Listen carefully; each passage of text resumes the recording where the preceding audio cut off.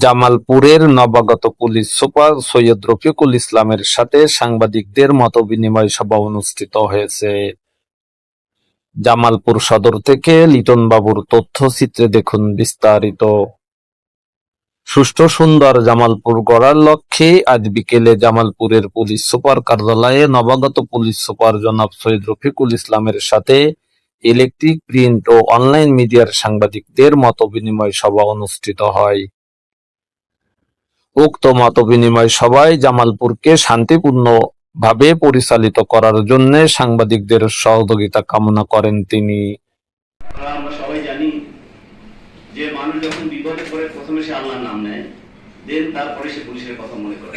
আপনাদেরকে আরো ধন্যবাদ দিতে চাই যে বারবার আপনারা সবাই বলেছেন আসলে সমাজ বিনির্মাণে পুলিশের দরকার আছে।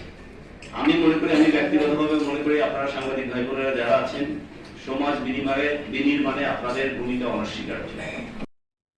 জামালপুর জেলা থেকে মাদক ইফতিজিং, চোরাকারবারি নির্মূল করার জন্য তার পুলিশ বাহিনী সর্বদাই কাজ করবে। আমরা এসেছি এই জনপদের মানুষের বিভিন্ন প্রবলেমগুলোকে নিয়ে ডিল করতে, আমরা একসঙ্গে কাজ করতে এসেছি, আমরা আপনাদের জন্য প্রবলেম ক্রিয়েট করতে আসি।